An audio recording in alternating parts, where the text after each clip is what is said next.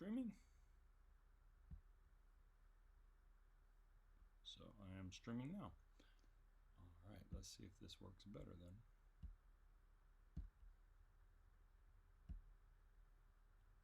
Yep, there we go. Come on.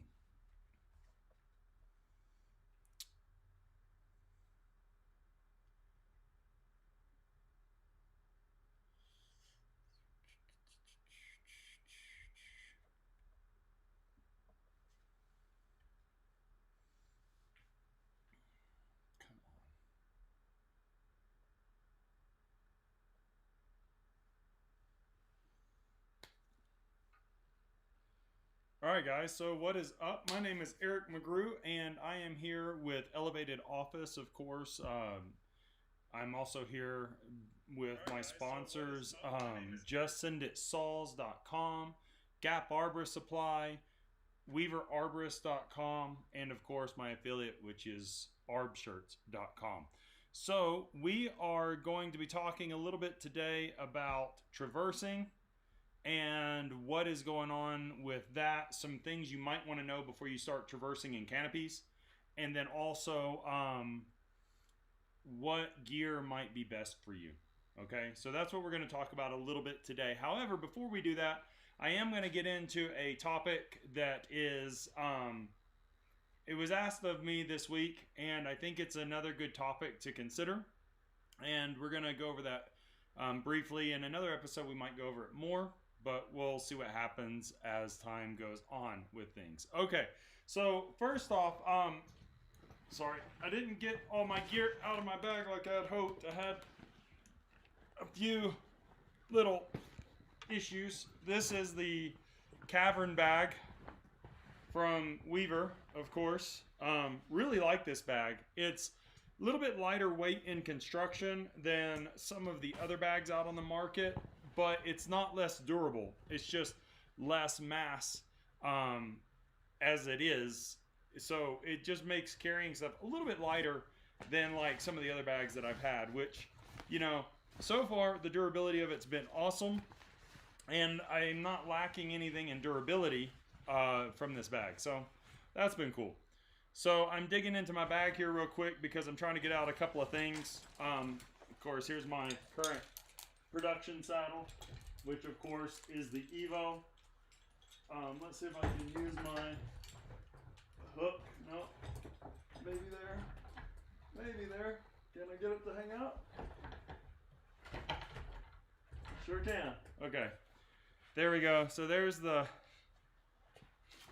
my saddle there. I'll turn the camera a little bit. Maybe you guys can see it.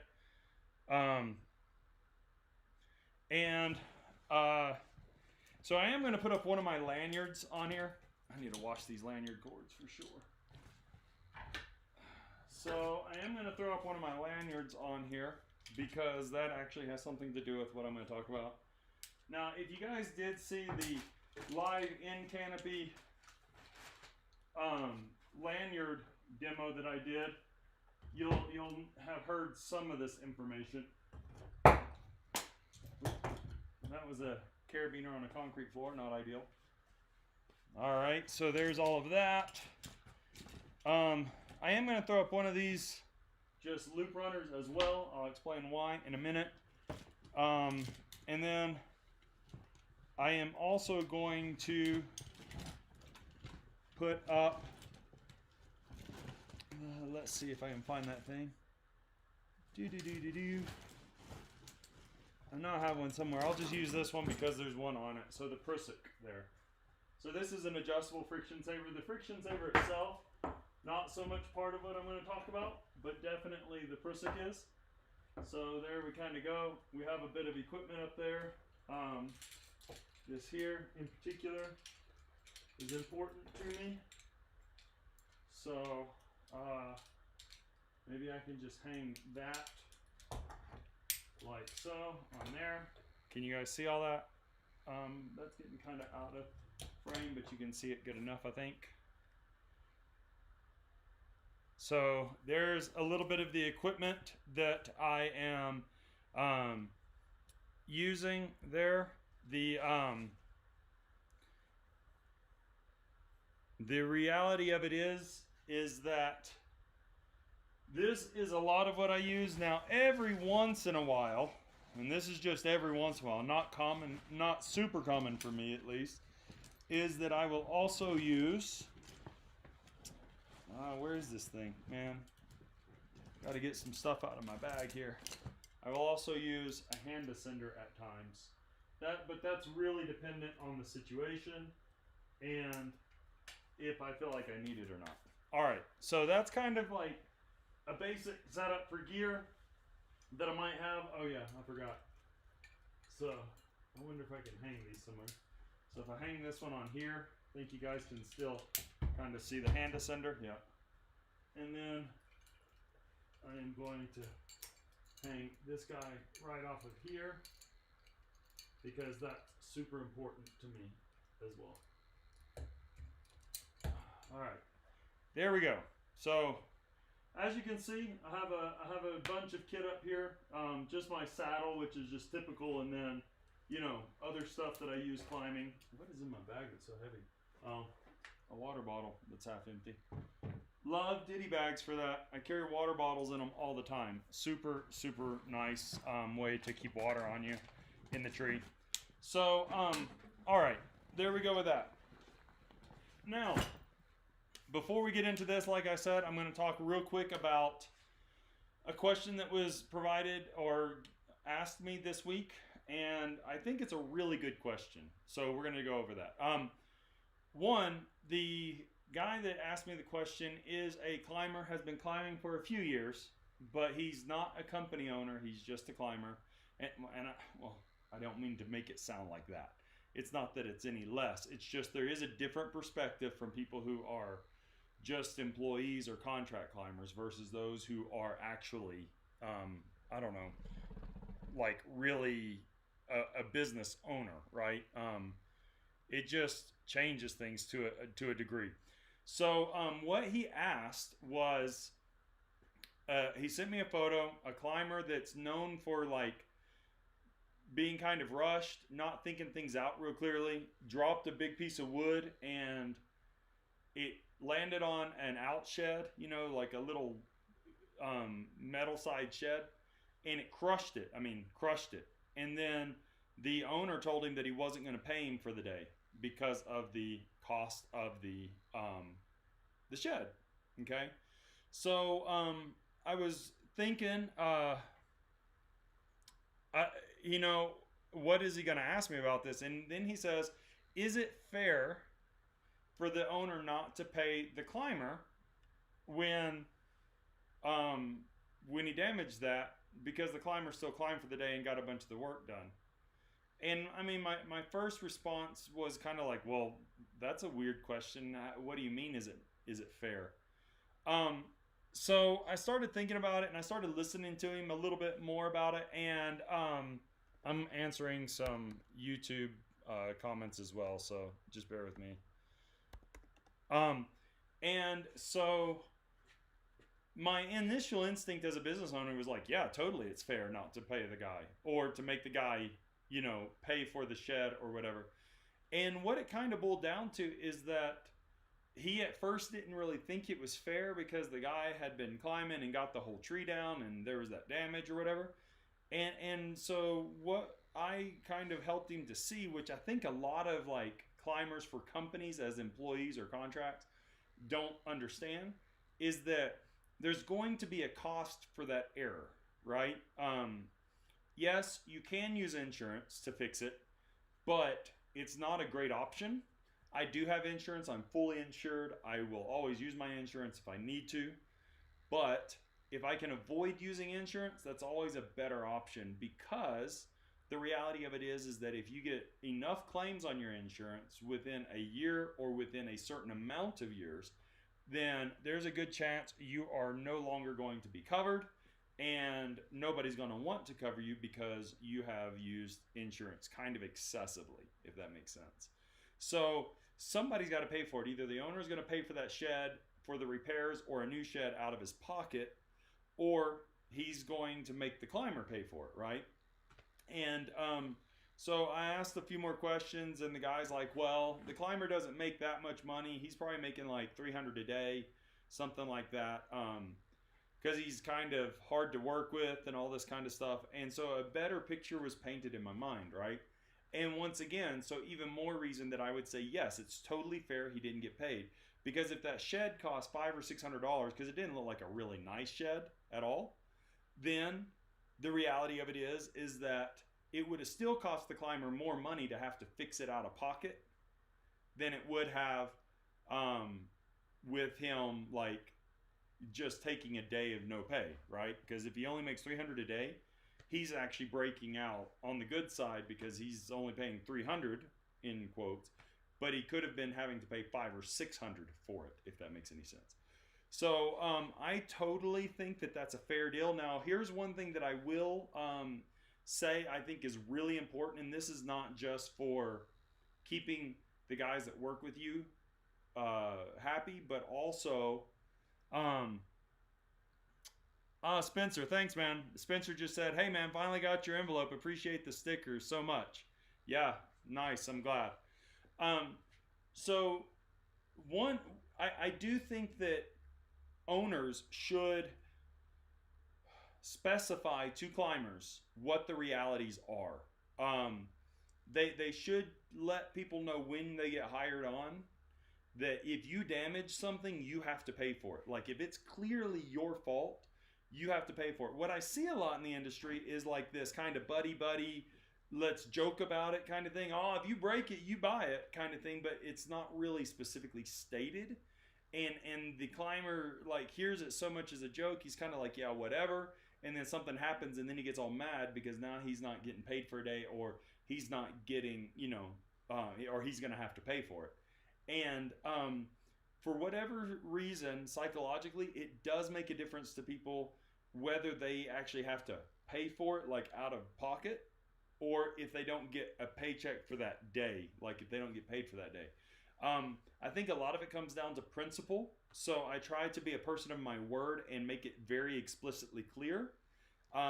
When I have somebody working for me and they make a dumb decision and they break something, I just make it very clear up front. If you break it because of a dumb decision or you weren't paying attention, you are paying for it. Okay? And it's actually in part of the writing that I give to them when they come on to my job sites with me, so that they know very clearly.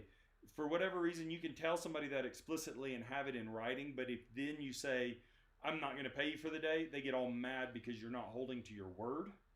And it's really a nuance of the situation, but I do think that it's important that whatever you say should be specifically mentioned, okay?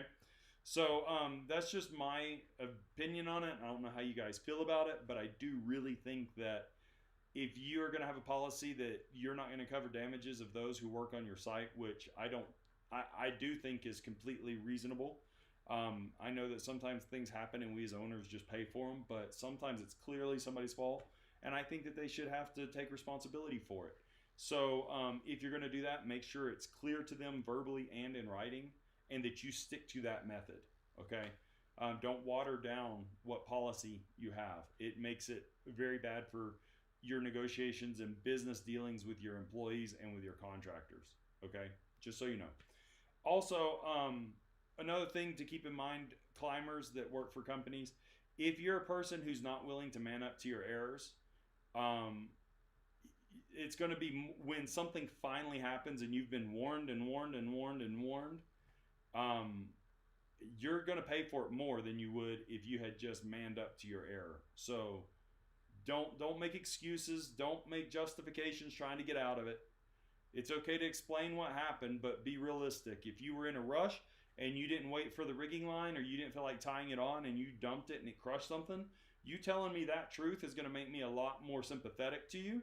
Not saying that you're going to get out of paying, but it will make it more sympathetic to you than if you're sitting there making justifications and excuses as to why all the groundies were screwing you up or why the weather was a factor. I've been through all the situations too, right? So don't make excuses. Just man up. Be a man. Everybody talks about how good of a person they are and how manly they are, climbing trees and whatever. Well, the biggest man you can be is telling the truth when it comes to your errors. Man up, and that'll make it a lot better for your employer or contractor. Make them more willing to help you out. It'll also make better situations for you with the client and also with the business owner and the client. Okay, and don't make a scene on the site. Get real. Don't be a kid. If you have a grievance and you have a problem, wait until after work or get the boss off the job site and talk it out. Don't yell at him. Don't cuss at him. Talk it out. Figure out what's going to happen. Make it right. Don't go into a tantrum on the job site. That is unprofessional. And even if you weren't fully at fault and you get into a tantrum and make my company look like an idiot, you're off site right then. I will get in the tree. I will climb. I'm not afraid to do so. So be realistic and be professional, okay? That's just my point of view on it. So anyway, now that nobody wants to hear me any longer, we're going to talk about traversing trees. So I get a lot of people that ask me, like, what's the big deal about traversing trees? And while clearly it's not something unheard of, and I would say it's fairly common, it's definitely not something that I see a lot of people talking about doing regularly. Okay, there are a number of people that talk about it and things, but if you look at the majority of posts about tree climbing, it's one of the fewer methods and concepts talked about, and I really think that's an error in a lot of ways because there's this misconception in productivity in general, not just in tree climbing, in general, that says if I'm not busy the whole time, then I'm not being productive and I'm not getting as much done as I could do if I was moving more and doing the same thing. And that's definitely not true. One thing about that is that the Japanese have a bunch of studies on motion efficiencies, and that's why they go like way over the top in some cases, but it gets really like they make you grab a piece with one hand and use another hand to do another thing, and if you get caught doing the motion that's for your left hand with your right hand during production, they'll warn you, and then if you keep doing that, you'll get fired, literally. You have to grab the piece with your left hand and then do the next process with your right hand because they have studied it. That is the most efficient, okay? So it's kind of strange to me that people don't traverse as much, but there are some nuances that you need to kind of think about with traversing canopies and be aware of, in my opinion, okay? So first off, why would you potentially traverse canopies? Well, you see a lot of palm climbers traversing because a lot of times palm trees are fairly close together. You know, it's a lot of spar climbing up to the top of where the canopy, the fronds are, and it's just kind of less than specifically efficient in their way, especially because there's nothing you can do all the way up. It's just there. But that being said, even if it's a further span, sometimes it can be faster to traverse than having to get down out of a tree, walk over to the next tree, and then reclimb the whole tree, especially like, let's say you're doing deadwooding or pruning, right? In that case, it would definitely save you time and energy if you could just traverse from one to the next, okay? So keep that in mind. Now, I am going to say that it's not always ideal to traverse canopies because there are some things you want to know, like, for instance, how stable is the tree? How stable is the potential tie-in point you're going to be getting to? So that really comes into a play that's very similar to like canopy work. When you're doing redirects and different things like that, you've got to really kind of get a good idea for the tree and kind of read the tree and what's going on. Now, I have a benefit, and I know not everybody agrees with this, so I'm not asking for you to agree with my opinion, and I'm definitely not telling you should do this same thing. I'm telling you, for me, it has worked, and for me, it's been very efficient. So what I do is I actually have my helper who wants to learn to climb. I'm teaching him different things about climbing. I've taught him how to set canopy anchors and basal anchors for me so that I can get in the tree while I can get my gear together and everything while he's setting a line. Now I tell him where to set the line, okay? And then I, of course, always test it after he has set it. But he knows how to tie all the appropriate stopper knots and all the life safety knots, like a bowline or a figure eight on a bite, if that's what I was choosing to use, or a alpine butterfly and whatever, right? And then the figure eight at the end for a stopper or whatever it is, or a bowline on a running bowline with an alpine butterfly and clipping it off for safety, whatever, okay? So sometimes when I see like 2 or 3 trees in a cluster that are, reasonably close together. So, I mean, even if it's like a 40-foot span between them or 50-foot span between them, oftentimes I'll traverse from one to the next. What we'll do is we'll set 2 or 3 lines before I get in the trees, and we'll pull test them and everything like that. And then I will just have my groundie bring me the line, and then I'll hook onto that line, and so I will then, hold on, I'm saying bye to Conquistador of the Useless. And then I'll use that line to move over to the next canopy. So it's actually really efficient to do this in a lot of ways if you already have stuff preset. So you need to think about a couple of things though before you start using like that kind of canopy traversing from one line to the next. First off, you definitely want to make sure that you have absolutely tested your anchor points and your tie-in points. So you want to make sure the bowline or the basil is good. I mean, not the bowline, but the basil is good and safe. You want to make sure the tie-in point is stable.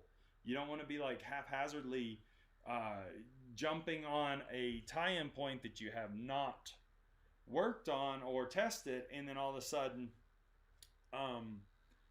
you're putting your full weight on it, or even worse, laterally pulling on it when you are traversing in canopy, and then you have something break on you. You would really not like this if you're on like a 50-foot traverse, like I do sometimes, and about 35 feet out it breaks and you swing back foolhardy into the tree you were already in. Okay, that would be bad. Like, very not good for you, without a doubt, okay? So you want to do some definite pre-traverse preparation, without a doubt. Then the other thing you want to look for is, it's one thing to see that your lines are clear when they're just like basiled over, or they're top anchored or whatever, and they're hanging straight and none of the branches are impeding them. But as you know, branches come out from the trunk, and then a lot of times they split off, and so they might go more at a 90-degree angle off the ends or whatever laterally. And what you didn't notice on the ground is that when you're pulling that line and trying to pull it more horizontal now like this to traverse across, there might be branches that the rope is caught on, and it's actually under and pulling force on that branch. So it may not allow you to traverse as efficiently as you would want or as you need, which makes you have to like go down and get under that branch and come back up, and it becomes a real hassle, okay?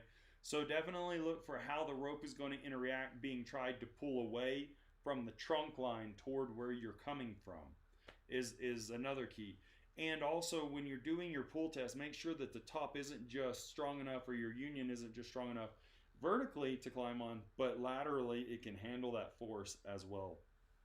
Now, when you're actually traversing, it becomes a game of a whole bunch of finicky little methods and processes. So you'll want to keep in mind how you're going to be doing that, what devices you will be using, which way you'll be facing, because the hands that you have to use for each thing, most people have a more dominant side, and maybe you prefer that side for releasing more, or maybe you prefer that side for pulling more. And you're going to have to do that. So set yourself up for the traverse with whatever predominant side of your body you want facing which direction. And usually you can do that. Well, I have a swivel. So I run these swivels on my bridges, which are the DMM large swivels, and they allow me, like if I find that I'm facing this way and my left arm is on the side that I need to pull a lot and I would rather my right arm, if I kind of lay flat with the swivel, I can kind of spin under the rope, and then now nothing's tangled and I'm on the right hand side to pull more with my right arm. Okay, so there's ways around it and things. You could set up a different attachment point on the rope or on your device and swap them around. That's a bit more complicated and less fun, but it can be done. So keep that in mind. But before we get into all the like nuances of actually traversing, there's a second method of traversing or setting your rope that I use sometimes. Well, there's three actually, so I'll go over two more. One is this guy right here, which everybody knows. It's nothing new. It's nothing like, you know, new and unique. I'm not bringing anything into your home that is, you know, out of what you've already seen before. It is the DMM Captain Hook. Okay, so this is made by DMM Wells. It is an aluminum hook that has a rounded, that's kind of flat on the inside on this curve area that grabs with a spine on it that gives it some strength. Okay, so you can see how it's wider here with that narrower spine. I've got YouTube running as well, so I'm just showing everything at once. And it is definitely something that most people have heard about. Okay, so what you'll find most commonly, though, it seems, at least to me, is that people aren't just buying the hook, even though you can just buy the hook. Most people are buying the hook and the rope kit, which is what I did. I bought the DMM little gear bag, and then I bought the, it comes with, I forgot what Teufelberger line, but it comes with a rope on it as well. And it's like a 10mm rope, if I remember correctly, or something like that. And I honestly don't care much for the rope. It picks really bad. I found that in the like big gnarly bark trees that we have around here, like old willows, old elms, old cottonwoods, especially like locust trees that have that really stiff and flared out bark, it picks really bad, and the rope didn't last me long. So I quickly was looking for other options, and a couple of options came to my notice. One was using the tail end of my climbing line. So if I have an end of my climbing line that is short enough, so like in the case of me climbing on a 250-foot rope when my tie-in point, you know, doubled over from a basal is only like 80 foot or 100 foot, I'm probably not going to pull 150 foot to get to the end of my line, just to hook it on with a carabiner here and then throw it. Okay, even though you could, but you'd be pulling a lot of line to get to the end of your line. That is one option, but if you have a short enough line, you can just tie like a barrel knot or whatever, and you can put a carabiner in here and you can throw it. Okay, the other option that I use more frequently is actually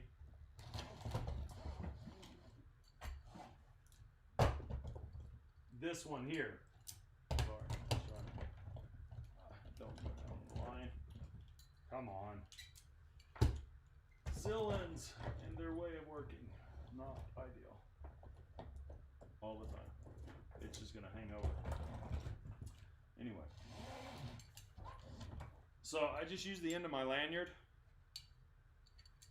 and, you know, clip it on. And there you have it. I will tell you guys, if you're using these traps, which I like for certain reasons, do watch them, especially on these pair carabiners. They slide up and they will touch the gate, and then it makes your gate not fully locked. So you better be hand locking it or keeping this gate down like that so that it works like it should. Okay, So I do know that. But it does keep it oriented, and it keeps awkward positioning out of the captain hook when you throw it or whatever. I have long lanyards. Mine are about 20 foot. The shortest one I run is about 12 foot. So depending on where you're going in the same canopy, or where you're going in the next tree, it might be long enough or it might not be. Okay, but you can just literally hook this on, and I just give me a little bit of rope and swing, and then I throw it like a throw bag. Okay, and that's how I get it over there. I've seen some people like chuck them like this, and it's a weird motion to me in the tree, and because of the rope on the back, it doesn't seem like real practical, if that makes sense, because the rope's going to try to coil over the top, and it kind of stops the momentum of it. Still Hates Heights asked, have you ever gotten it stuck? Yes. So it does not matter if you have the rope, it doesn't matter if you have the rope spliced on, or you're running a carabiner, or you're running a barrel knot. It doesn't matter. You're going to get it stuck. Okay. So even if you're like a doubled over barrel knot, you're going to get it stuck. It's going to happen at some point, especially and specifically in trees like maples, elm trees, willows that have really bad and really common included crotches and tight unions. It's going to happen. But what I have found, and here's a little bit of solace for you about that. Most commonly, I get out to where I'm going to go, because remember, the Captain Hook solution is not a life rated device. It's not for life, support. What that means is you technically can hang all your weight on it, and it's just fine for that. It'll hold you. It's not weak, nothing like that. But because it doesn't fully enclose and it is smooth aluminum, it could potentially slip off. So you would not want to climb solely on this device. Okay. Now, I have climbed on this device as my main climb line, but only with a lanyard around another union as I'm climbing up, so that if this slips off, something's going to catch me, if that makes any sense. I would never support my life on this only, unless it was like no other option because something weird happened. But as far as it getting stuck, yeah, I mean, you'll get it stuck like this sometimes in a union, right? Like the carabiner gets stuck. Usually though, you can roll it down and roll it over, and then you just roll the line over like this with your hand. Okay? Usually. It depends. No problem, Still Hates Heights. He says, for sure, thanks. I've been looking at them for a while. They're super handy to have. I don't use it every climb. I don't even use it every third climb. It just depends on the job, and it depends on the situation. But when I use it, I tend to use it a lot. Okay? Couple of things that make this a very specific tool, though, other than what you find. Like, a lot of people will be using the grappling hooks on Amazon. Okay? Problem with the grappling hooks on Amazon is you can't retrieve them back real easily. Healthy Happy Trees. It's better to use the hook by throwing the rope over a branch, then hooking it into a branch below that point. Then the hook won't change orientation during traverse. Yeah, that's very true. When you have to do it like laterally or above you, it starts off like this, and then it rolls back, and you have to be very careful that it doesn't roll like this and slip off. Okay? So if you can do it below you and then traverse like a few feet below you, it'll start off like this, but tension keeps it, and it just barely rolls down to your, almost vertical, and it doesn't unhook as easily as, I think that's what Healthy Happy Trees was trying to say as well. That's what I found, okay? So, yeah, it's an interesting and unique little device for sure. I had played with the idea of using a quickie in this, but I don't like the idea of the pressure pins being faced one way that could potentially come in contact with something and pop out. against the trunk or something if I've got my weight on it. So I don't use quickies on this. You could use like a steel quick link if you wanted. But once again, for it to be appropriate for this use, realistically, you should take a wrench and tighten that threaded coupler on the quick link. But that's, you know, I'm going to leave that in your hands. It would be strong enough and it would be a narrower profile.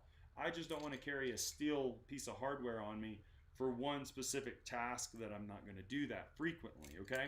So, all of that being said, this is super smooth, so it doesn't damage trees, right? As a general rule, as you can see. Super smooth on the inside. But the problem with that, of course, is that it does kind of slip off easily. Whereas the grappling hooks you can buy on Amazon for like 30 bucks or whatever they are perfect. They have serrated edges a lot of times. You know, they have teeth in them, or they're just a thin piece of metal that will start to cut trees. So I don't really think that that's probably the best option for that. So kind of keep that in mind, okay? I really do like the Captain Hook, but it has its place and it has its limit. Okay, so the other one is sometimes I carry a small chunk of throw line and a throw bag, and I will have my groundy send a line up to me, and we will top tie, or, you know, whatever, a piece, or he'll have it basil tied at the bottom, and I'll have selected the union, and I'll throw the throw line with the throw bag through it. It goes down to the ground.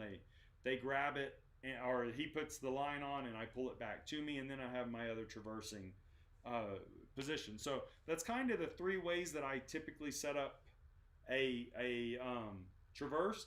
Most commonly presetting though, and then after that it would be using the Captain Hook. I would say traversing or presetting a line in a neighboring tree and the Captain Hook are about equally used in my opinion for what I do. Okay, so now you have everything set up. You have your method selected. You've already got your traverse planned out. You made sure that no branches are going to impede you pulling the rope out away from the trunk towards you, so that they can be almost as flat as possible, okay? Here's the thing.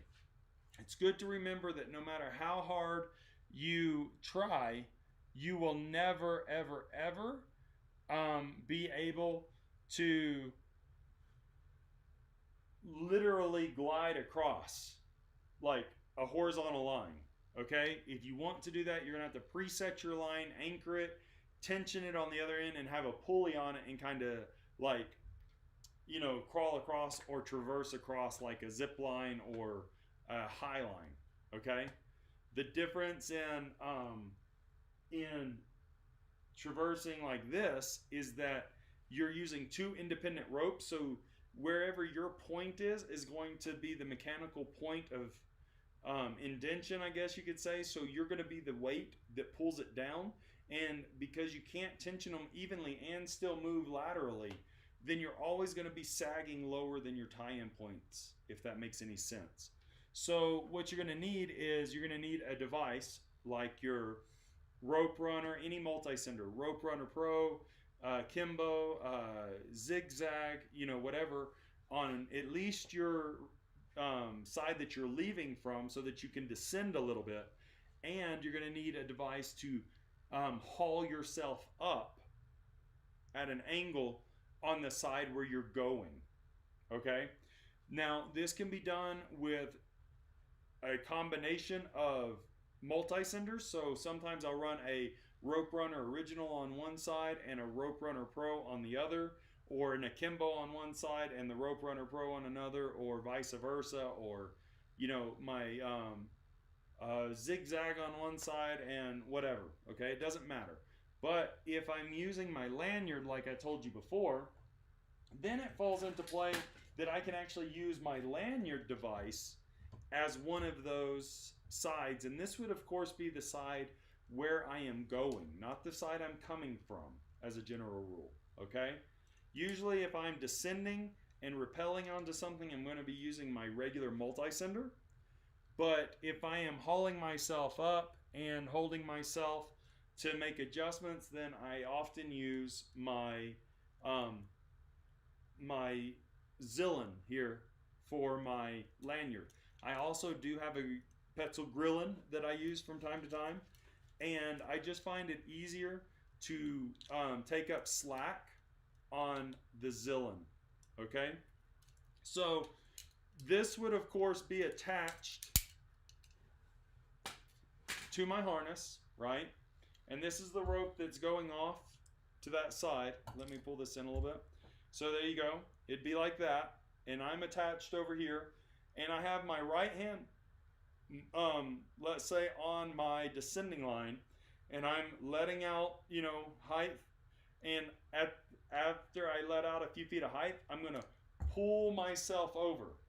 So there's a couple of ways that you can do this pulling motion. One is you can use a foot ascender on this, and you can step down, and that'll take up slack on this side. And you can then release a little bit, step down, take up slack, okay? That's one way you can do it. Another way that you can do it, and I've done it, it's kind of hard to explain all the nuances of why I would choose this, but another thing you can do is actually put a hand ascender on your line. Let me see if I can get this thing open one-handed while I'm holding this. So you can put a hand ascender on the line, and you can pull yourself over, causing a little bit of slack in this, and then take up the slack, tend the rope as you've done that. It's a very specific reason that I do that, and I'm not going to go into it now because it's hard to explain, but it's not common at all, okay, just so you know. That's very rare and not something I do as a regular rule. What I do most, though, is I find that sometimes, like, if you accidentally run out of rope on your descending side, the side you're coming from, if that rope gets too short or something because you miscalculated, which has happened to me, when you're using your foot ascender, often you don't realize you're out of that rope until your knee's way up here, and now your foot ascender's here, you're ready to take a step, and yet you can't step and pull anymore because that line is pulling you backwards.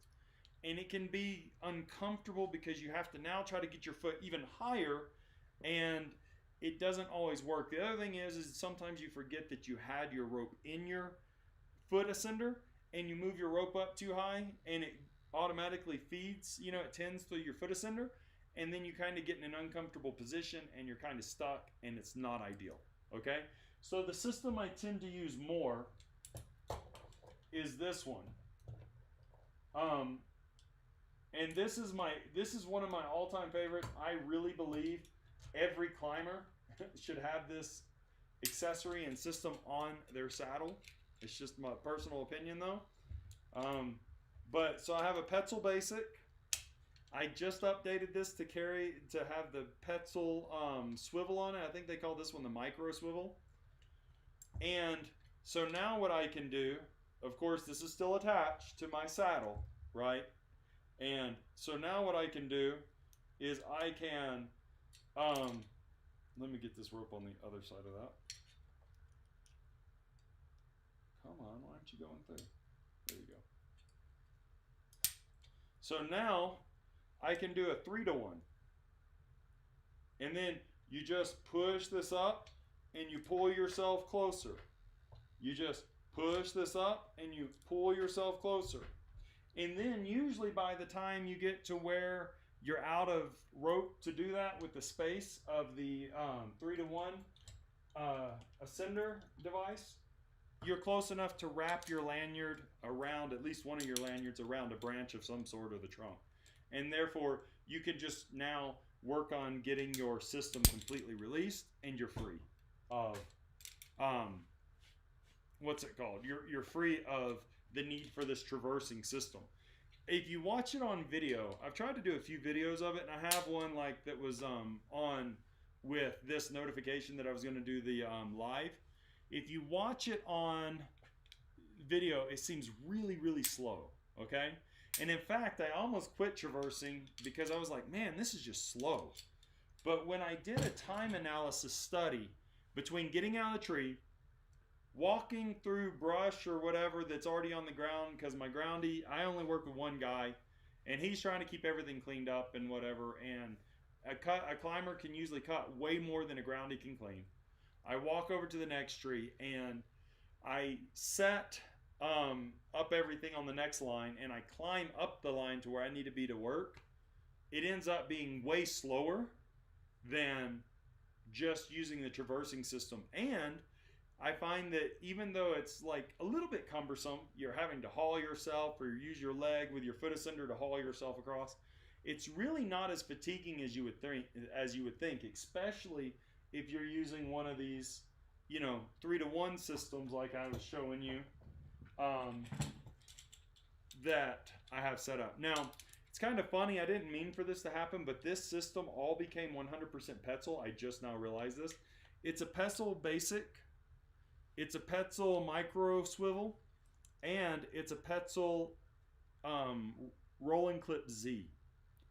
So that's what I have going on here. And I swapped this out. Originally, I had for orientation a carabiner here, and then a roller carabiner here, so that it would give me that orientation I wanted. But what I found is that it twisted the rope a lot going up, because the cinder is going to kind of roll around the rope like this if you're going far enough. And yeah, it is a healthy tree, healthy happy trees. The Petzl roll clip is awesome. Yeah, it's very cool. Yeah, I do the 3-to-1. So Healthy Happy Tree says awesome set up a 3-to-1 with Rope Runner Pro. We'll DM you later. Yeah, I do it all the time. I use my 3-to-1 on Rope Runner. I use 3-to-1s on SRS climbing all the time, especially if I'm like down doing something and I only need to move up like 3 or 4 feet instead of clipping on my foot ascender and all that junk. I just slap this thing on, pull up a couple times, and there I am, right? It's just really, really handy, to be honest. I really like it. So it just happened to become Petzl, but I'm not like a Petzl fanboy. I was using the DMM, what is that thing called? Revolver, and I found that it just didn't work quite as efficiently as this one because of the size of the pulley. But we'll talk about that in another episode, okay? So a couple of things that you do want to keep in mind when you are planning a traverse is you want to plan in mind the descent rate that you're going to have in your traverse in the peak of your, like in the valley, the absolute middle of your traverse. The reason for that is because if you have a tree below you and you're going to have to work really hard to stay above that tree. Like I climbed a couple of cottonwoods, and there was one cottonwood below me, and the cottonwood was like, the ones I was in was like 60 foot tall, and this one was like 35 foot tall, and I found that I didn't plan it right, and I kind of brushed through the very tip of the canopy, and it just made life hectic with my ropes getting tangled in brush and branches and whatever. So you do need to keep that in mind as well, okay? So there are a few nuances to this. It's super handy for multiple reasons. One, you don't have to get all the way down, go across, reset up your line, and get up, for one. Two, it actually saves time in most cases. I'm not going to say in every case, but in most cases it will save time. And three, which I haven't mentioned yet, it can actually help you as a V-rig to get out to the outer edges of branch canopies, or canopy branches, I should say, to get work done, because now you have that suspension from 2 different angled points, and you can actually use it to work one side of the canopy on the tree you're leaving and work the outside edge of a canopy on the tree that you're coming into, okay? So really it does have a lot of benefits to it, and I really heavily recommend the Captain Hook. I think it's super, super great. Know how to tie a clove hitch as well in the middle of your line for like your line that you're using with the Captain Hook, because once you get over somewhere, you might want to take the Captain Hook off, and you might want to do a clove hitch on the line that you're on, like this, so that you can wrap it around a branch, not putting that friction on your carabiner. Right? And now you can like rappel back out to where you need to be to work an area and then still come back in without relying on that captain hook and without losing all that length by doubling the rope over back to yourself, if that makes any sense. I hope that makes sense what I'm talking about with that. You would want to be careful with this if it's your lanyard line though, because you're not going to want to do this if you're trying to get out of that tree, because now how are you going to retrieve your carabiner from the clove hitch if you set it up like that? Yes, it gives you more length, but you need to be careful that you're not accidentally setting yourself up for a trap, if that makes any sense. So that's just a few ideas for what you might want to know about traversing a canopy. And then also always be very, very careful if you're traversing into a canopy that you have not tested yet for stability, because you could really get yourself into trouble if the branch union you are hooked into breaks off suddenly and you go swinging way back over to the one that you're coming from. Okay, that's not an ideal situation in any case, you know. So hope that helps you guys out a little bit. Thank you all for stopping by.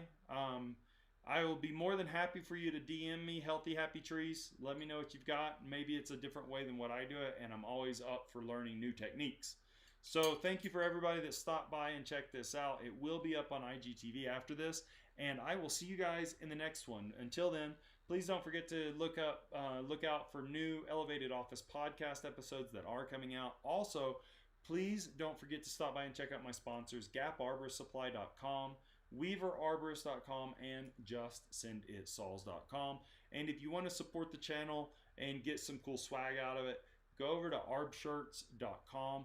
Check out the topic Elevated Office, and any of those designs I design myself, and I get a very small percent of what you buy, and it just helps me out a little bit. So thank you guys. Don't forget, I am available for consultations.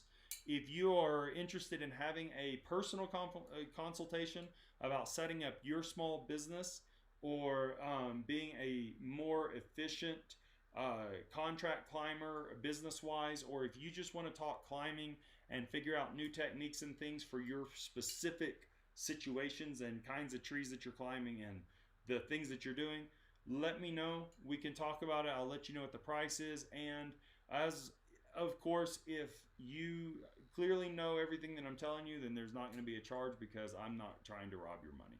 All right. So thank you guys, and I will see you guys in the next one. Take care. Thanks, Parkway Trees, for stopping by as well. I really appreciate it, Ben.